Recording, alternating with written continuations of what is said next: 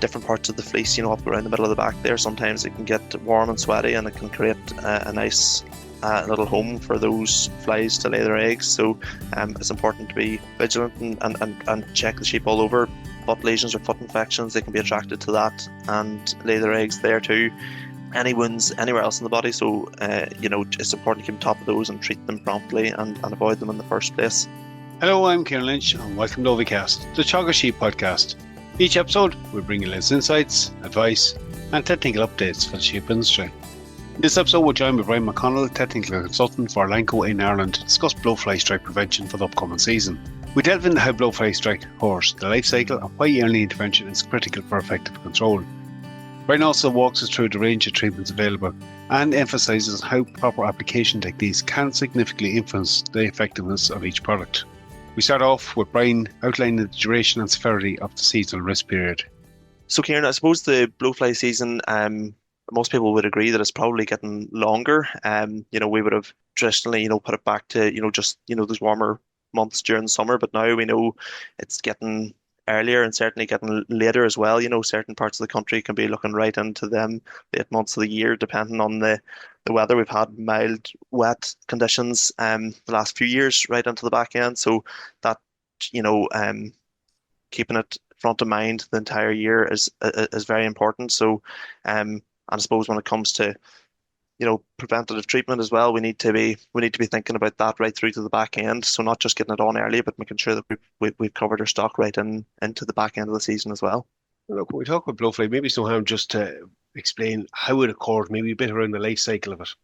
Yeah, absolutely. So, I suppose if we start with the main culprit for blowfly is the green bottle. So, a pregnant female of those will, can travel several kilometers really to try and find a host. And what she's looking for then is some form of organic matter, so any kind of contamination or fecal soiling on an animal, or, any open wounds or foot infections or something like that, something she can be attracted to find a nice place to lay her eggs. And she'll live for about 30 days, and over that time lay thousands of eggs in multiple batches.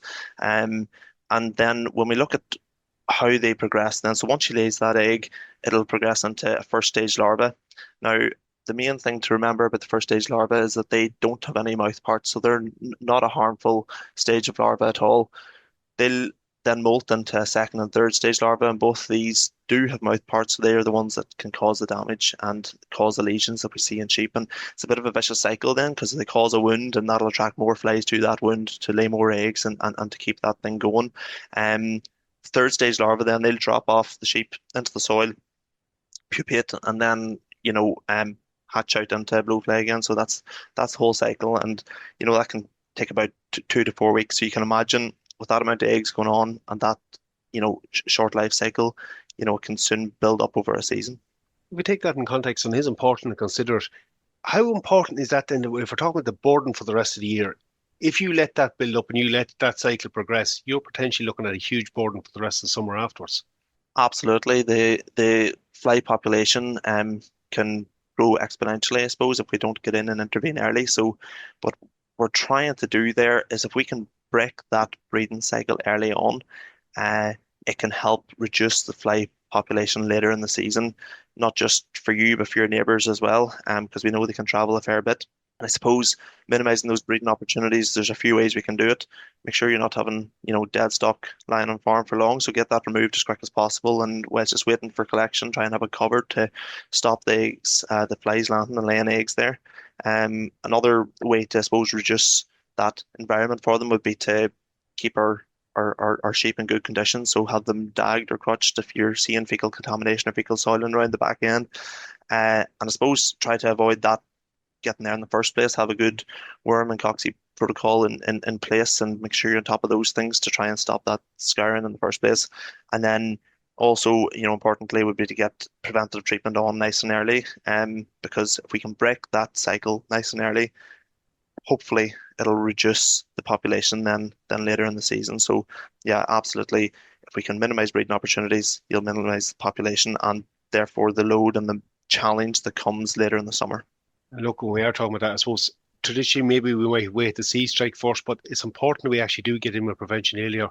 Like if we're talking about strike, we normally take, I suppose, Brian, about the back end on them, but it can occur right across the sheep. Even in lame sheep, you can see it. Yeah, absolutely. It can occur anywhere. So as I said, that they are most attracted to that organic matter, but as you say, different parts of the fleece, up around the middle of the back there, sometimes it can get warm and sweaty, and it can create a nice little home for those flies to lay their eggs. So it's important to be vigilant and check the sheep all over. Another point, yeah, definitely foot lesions or foot infections, they can be attracted to that and lay their eggs there too. And even any wounds anywhere else in the body. So, it's important to keep on top of those and treat them promptly and avoid them in the first place. As well, it's really important to do that. Some of those could be easy or miss, maybe in certain cases. Look, we talked there about prevention. Maybe just take us through the different control options that are available. Yeah, so there's a few different options available here, Kieran. So we'll start with insect growth regulators or IGRs, and those are the CLiK brands. So CLiK Extra, CLiK, and CLiK In. And those are for prevention only. So if you go back to the life cycle we discussed earlier, we discussed the first larval stage, which don't have the mouth parts, and then the second and third larval stages, which do have the mouth parts. That's of the maggots I'm referring to here. Uh, IGRs, they stop the development from stage one larva to stage two. So essentially, they stop the maggots progressing into a harmful stage. So that's how they work. As I say, they're for prevention only, and they have a fleece bind technology as well, which helps the product bind to the lanolin and also lets it spread throughout the fleece for a full fleece cover. And I'm sure we'll chat about correct application in a little bit as well when later in the podcast.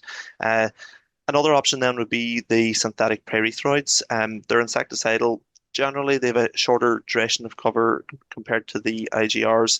And there's a few different actives in that sort of group. So if we look at the cypermethrin-based products, they'll treat as well as prevent blowfly strike. And then deltamethrin-based products, are generally licensed for treatment only. But I would, recommend go and have a look at the labels before you use them to remind yourself exactly what they cover and how long they should cover for. And then when it comes to plunge dipping, you have OP dips, organophosphate dips, and also cypermethrin dips as well. And they prevent and treat for blowfly as well. So that's our chemical options. Well, very important there, just to be aware of what's actually covered. So with AGRs, it's prevention only, and other ones, there's prevention treat. And again, look, we'll come back on withdrawals and an impact that can have as well. Look, Brian, with any product, the efficacy of it is dependent on how well we use it, that we use it to correct procedure.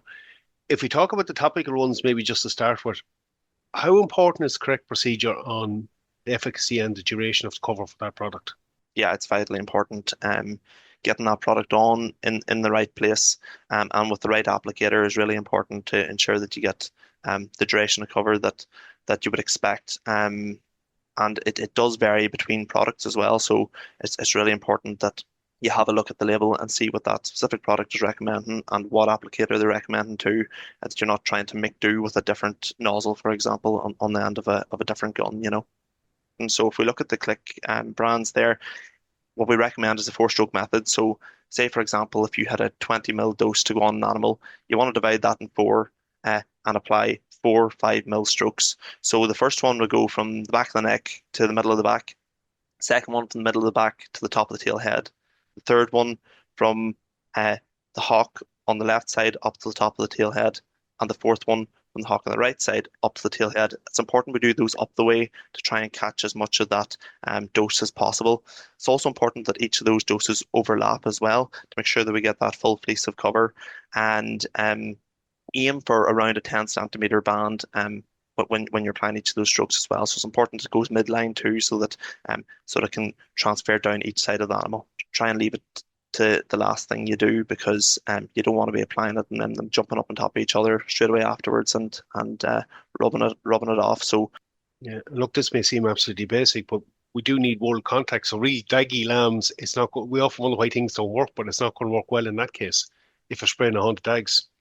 exactly, yeah, get that fecal contamination removed first. So dag them, crutch them first, and make sure that it's a clean fleece that it's going on to. And equally, if you were to go and dag them or crutch them after application, remember you're clipping out the product you put on. So you just need to bear that in mind. Important point. Look, again, we talk about correct procedure with dipping. Again, it's important we follow manufacturer's instructions, but like the duration, Brian, of them being in that dip, that's important as well. Yeah, absolutely. So as a general rule, the recommendation would be, to have them plunged and submerged for, at least 60 seconds, with the head going underneath twice in that time frame. Um, so yeah, it's extremely important that whatever product you're using, that you're using it correctly in order to make sure that we get the correct duration of cover, for the product that we're using. When we talk about these things, weather can have an impact as well. Rain fast after application, I suppose maybe no harm, just considering the current spell we're after having, putting on a very warm temperatures during the day. What's your advice on that? Yeah, good question, Kieran. So I suppose when it comes to heavy rain, which is something that would usually the topic of conversation, but in the last month it hasn't been. But when it comes to that heavy rain and washout, you know, with the IGRs, that fleece bind technology does, as I say, bind to the lanolin, so the oily component of the wool. So it helps resist washout, under rainfall. Um, Obviously torrential downpours, if swashing lanolin out, then that could be a different story. But as a general rule, it should resist washout when applied correctly, and sort of be showerproof. Um, and yeah, when it comes to, warmer weather, then I suppose as a general rule, it wouldn't be good advice to work with sheep in the heat of the day anyway. So it's probably best to recommend, not doing that. I would say, so that's probably would be my best advice with that one. No, I think it's a sensible option. Look, and you've touched on some of this already, but it's maybe no harm to recap it. When we're looking at the period of cover and the withdrawal dates, and I suppose we need to consider these carefully because it has implications for what we do later in the season, given the width of it, and maybe that'll depend on the individual challenge on the farm, but also with the withdrawal dates, the suitability of different products. Maybe no harm just to recap them, particularly for the topical applications. Yeah, absolutely. So there is variability between them. When we're looking at CLiK, so CLiK Extra, duration of cover, you'd be expecting 19 weeks prevention there, a 40-day meat withdrawal on that one. Then when it comes to CLiK, you'd be expecting, 16 weeks cover and 40-day meat withdrawal again. CLiK Zin is the shortest of the three. It has an 8 weeks prevention cover, and only a 7-day meat withdrawal. Now, when it comes to the synthetic pyrethroids we mentioned before, generally it tends to be a shorter duration of cover, but it's variable, so you need to check on the label for each one as to what you'd expect. If I could take maybe one thing from everything we covered, it would seem very obvious prevention is key. The need to get in, treat your lambs early in the season is one of the key things to do here. Absolutely. So referring back to what I said earlier in the podcast, I suppose one of the main reasons we want to do that is to try and break that breeding cycle. And if we can do that nice and early, it should reduce fly populations later in the year. But also, if you think about it, when you're applying preventative treatment to lambs, if you get it on nice and early, then you're applying it to a lighter lamb and therefore getting away with using less product, because the dose is lower. So essentially, you're getting more bang for your buck there as well, Kieran. So it's probably a good idea all around. Definitely. And I suppose like the other animal we're considering here is yos. And one of the frequent questions we get asked in that is, how soon can you play it after shearing? I think sometimes we might rely on shearing the covers for a little bit longer, and it actually does. So it's a question frequently comes up, Brian. So with CLiK Extra and CLiK, you can apply it directly off shear, so straight away after shearing. With CLiK Zin, you'd have to wait 3 weeks for 3 weeks of regrowth before applying that one. And it's no harm to consider them. Look, Brian, I think it was a useful episode to cover at the moment because obviously we're in the middle of season, current conditions we're having, it's ideal for blowfly strikes, so I think it's something that needs to be in place on farms. Yeah, absolutely. Thanks, Kieran. Pleasure. We'll leave it there for this week's episode. I'd like to thank Brian again for coming on with us and sharing his insights on the correct strategies for blowfly prevention this season. That's it for me for today's Super Sheep programme. Keep an eye on our Twitter page at Teagasc Sheep. I'm Kieran Lynch. Thanks for joining us. Don't forget to subscribe and follow us wherever you get your podcasts.